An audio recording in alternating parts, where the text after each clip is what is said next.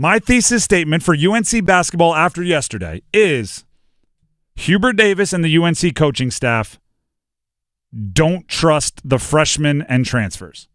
They don't trust the new guys on their roster. They don't trust them. Now I will defend. As you'll see in my research, I'm not going to do the whole bit, but you know what I'm saying. I believe you learn what you truly feel when under pressure.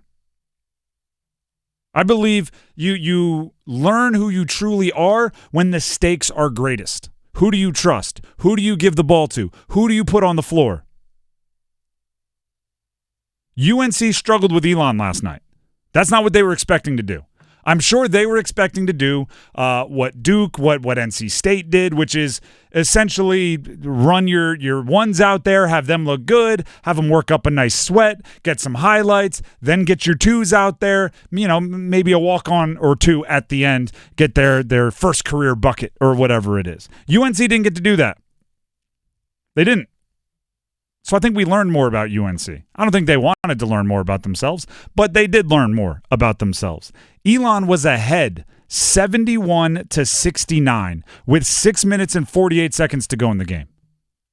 Elon was leading the number 9 team in the country with 6 minutes and 48 seconds to go in the game. So speaking of those stats, right?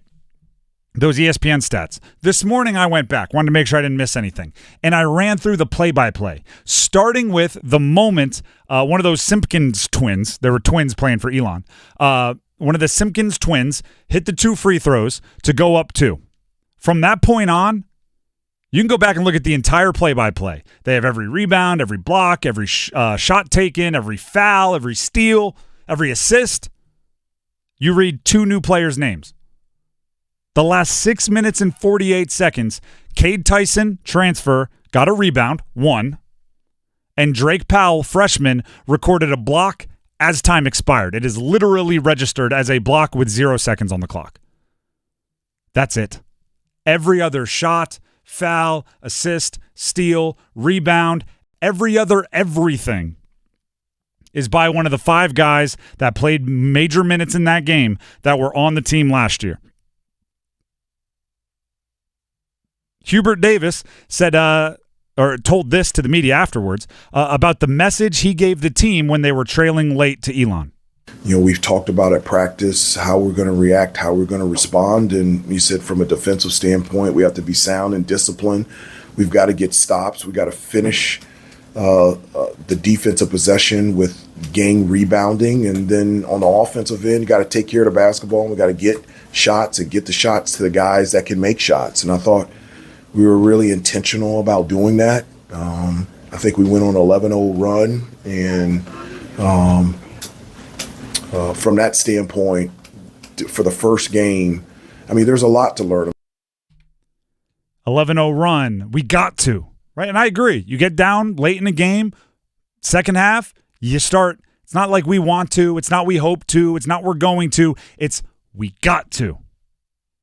And when UNC got to have it, what did they do? The minutes tell the story. Elliot Cadeau, RJ Davis, Seth Trimble all played 30-plus minutes. Jalen Withers, Jalen Washington played 20-plus minutes. The transfers, Van Allen Lubin, Cade Tyson, the freshmen, Drake Powell, Ian Jackson, and all their stars in the recruiting place that they brought with them, highest any of them played was 17 minutes. That's what it is. Hubert Davis didn't trust the freshmen and the transfers when Elon hung with them. I guarantee you, if they were up 20, Drake Powell probably would have had a windmill dunk in there somewhere, right? Ian Jackson would have been flying up the court like the New York point guards that came before him. It would have been more experience for them, but as soon as the chips were on the table, he said, I need someone I can trust. Do you know who might have a little something in common? Who's that? Hubert Davis and Dave Canales. They don't like trusting young guys. They don't like trusting young guys. And by the way, that's what you're wanting to do, right? It's your program, do what you want. But UNC never really embraced the one and done as much as some other programs. They like to have veterans. But this roster is going to have to trust the new guys at some point. And I'm not saying like they can't. This was game one, right? Things will change. Game one is not what it's going to be the rest of the year. But I would say especially Powell and Jackson, especially the two true freshmen, they bring some pop to the lineup that isn't there otherwise. Withers thinks he's a three-point shooter. Cool, if you can expand your game, go for it. Washington's the other big. Then Alan Lubin, the transfer big, is going to spell them. He's got a little bit more girth, size, weight to him. But Powell and Jackson bring an element that some of the other guys don't have. Seth Trimble has it in spades, and Seth Trimble's going to play a ton. But a little bit of size on the wing, a little bit of explosion on the wing, those guys are going to have to be trusted. And then, I can't believe it's gone this far, and this is like my fourth paragraph in the thesis statement where, and now I bring it home. It can't just be R.J. Davis. R.J. Davis is awesome. Do not get me wrong. And it did feel like he had like the switch to flip in that game where he was kind of chilling.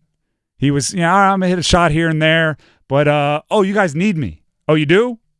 All right, bull up.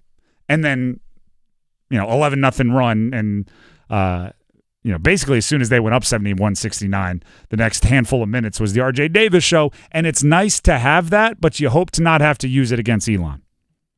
Hubert Davis talked about the importance of his reigning ACC Player of the Year in late game situations. Well, in those situations, you need guys to be able to step up. It's not just from points. It's also energy, effort plays. I mentioned before Jay Wash and Elliott's diving on the loose ball, getting defensive stops and rebounds. There's a number of ways that you can make impactful plays in order to help your team be successful. Obviously, having RJ, a fifth-year senior, first-team All-American in those situations, that's nice to have as a coach. And it's nice to have as players out there on the floor. It's nothing new for him. He's somebody that has always stepped up throughout his entire career, and he was able to do that tonight. All true. What can we say about R.J. Davis that hasn't been said about R.J. Davis? Let's be real. He's the reigning ACC Player of the Year. I'm not surprised he stepped up in the final minutes.